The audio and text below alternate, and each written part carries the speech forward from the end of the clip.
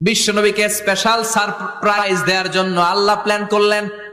জিব্রাইল ডেকে বললেন, ও জিব্রাইল, আমার পেয়ারা নবীকে স্পেশাল সারপ্রাইজ দিব, কিন্তু এই সারপ্রাইজের গিফটটা তোমার হাত দিয়ে আমি দিতে চাই না, তুমি দিয়ে আসলে হবে না। আমার পেয়ারা নবীকে দুনিয়া থেকে টান দিয়ে আমার আরশের উপরে নিয়ে আসো। সাহিবুল মেরাজ, যেই নবীর মেরাজ হয়েছে আর কোন নবীর হয় নাই। এই মেরাজ করতে যে কত কাণ্ড, কত প্ল্যান প্রোগ্রাম আল্লাহর। টাইমের স্পিডকে আল্লাহ থামিয়ে দিলেন। মক্কা থেকে উঠিয়ে বিশ্বনবীকে এক মরুভূমিতে রাখা হলো রাতে। বললেন দোয়া করেন। দোয়া করে বিশ্বনবী বললেন, ভাই জিব্রাইল, এটা কোন জায়গা, কোথায় দোয়া করব? সাইয়েদনা জিব্রাইল বলেন, নবী, কিছুদিন পরে এই জায়গায় আপনি হিজরত করে আসবেন, এই জায়গার নাম ইয়াসরিব, মদিনা। দোয়া করলেন। আবার সেখান থেকে তুলে এক পাহাড়ে রাখা হলো। নবী দোয়া করেন। দোয়া করে নবী বললেন, এটা কোন পাহাড়? অন্ধকার, আমি তো কিছু চিনি না। সাইয়েদনা জিব্রাইল বললেন, নবী, এটা সাধারণ পাহাড় নয়, এই পাহাড়ের কথা আল্লাহ কোরআনে বলেছেন, এই পাহাড়ের কসম আল্লাহ কোরআনে খেয়েছেন। এই পাহাড়টা হলো আপনার ভাই মুসার পাহাড়, তুর পাহাড়। তুর পাহাড়ে তিনি দোয়া করলেন। কত কিছু করে বিশ্বনবীকে আল্লাহর আরশে নিয়ে যাওয়া হলো। সাহিবুল মেরাজ।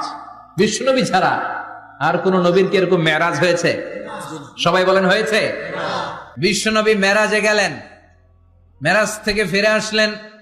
বিশ্বনবী বর্ণনা করলেন, আমি বাইতুল মাকদাস দেখেছি মাঝরাতে, লক্ষাধিক নবীকে নিয়ে নামাজের ইমামতি করেছি, 7 আকাশ দেখেছি, আল্লাহর আরশ দেখেছি, আল্লাহর সাথে কথা বলেছি, আবার ফজরের আগেই মক্কায় ফিরে এসেছি।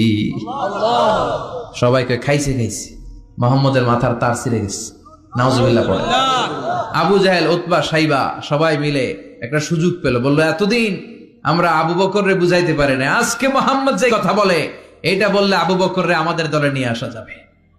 সবাই সাইয়েদনা আবু বকরের কাছে যায়, যে বলে, আবু বকর, জানো নাকি তোমার নবী নতুন কথা আমদানি করেছে?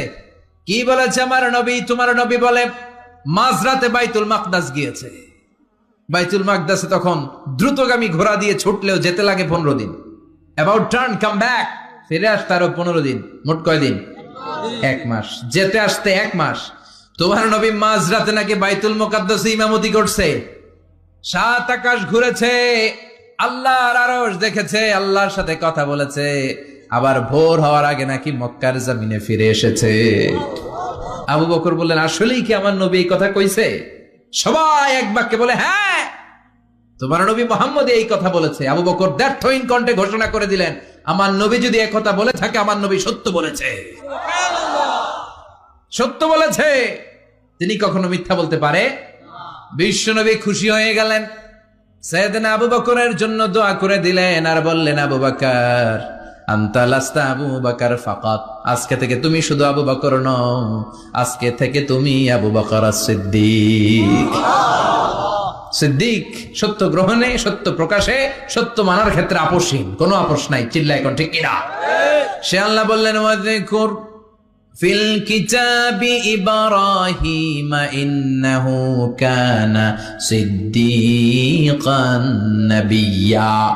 ও নবী, আপনার এই কোরআনের ভেতরে আমার খলিলের নামটা রাখেন, কারণ আমার খলিল যেন তেন কোন নবী নয়, সাধারণ পয়গম্বর নয়, আমার নবী ইব্রাহিম হলো সিদ্দিক, সত্য প্রকাশে আপোষহীন।